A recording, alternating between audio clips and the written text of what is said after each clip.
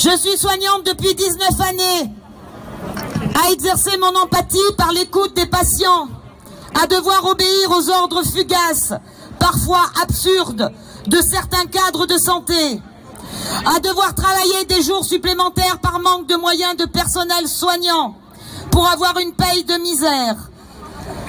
Quand les injonctions du discours du 12 juillet du président de la République nous demandant de nous exiger cette injection et imposer le laissez-passer sanitaire à toute personne, cela a été comme un coup de poignard dans le dos. En ce jour du délitement de cette société que vous avez voulu, vous, le gouvernement français, j'accuse tous les gouvernements français de ne pas avoir entendu les avertissements du corps médical, du personnel soignant qui alertait depuis des décennies sur l'état dramatique des conditions de travail et de soins.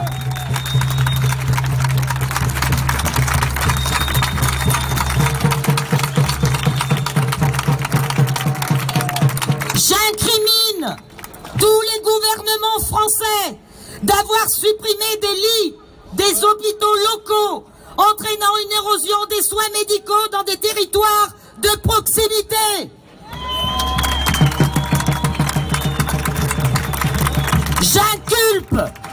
J'inculpe le gouvernement français d'inaction dès le début de la crise sanitaire par des actes de gouvernement contraires à notre intérêt général. J'attaque ce gouvernement français pour le manque de matériel de protection, de dépistage et par l'interdiction aux médecins généralistes de prescrire des traitements aux malades. Mais de qui se moque-t-on ?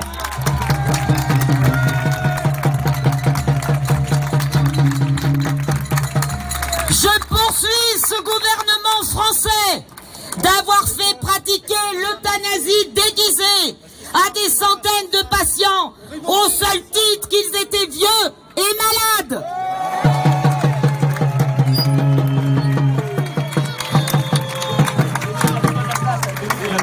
Je suspecte ce gouvernement français de tyranniser son peuple avec une obligation d'injection de thérapie génique sans consentement éclairé, de confinement, de couvre-feu et par le port du masque. J'accuse ce gouvernement français d'opprimer le personnel soignant et toutes les professions du secteur médical en écrasant la résistance par des suspensions de contrats et par une privation de revenus conduisant à notre soumission.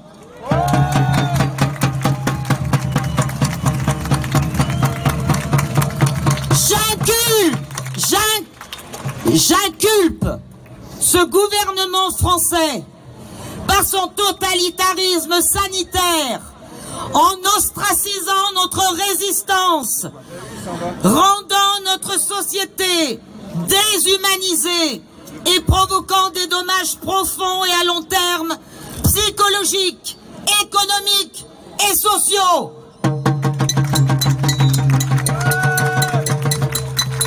Ce combat, nous le menons tous ensemble, tous unis pour notre liberté inaliénable de notre corps, unis pour celle de nos enfants, pour l'avenir de notre nation, pour redonner les lettres de noblesse à notre liberté.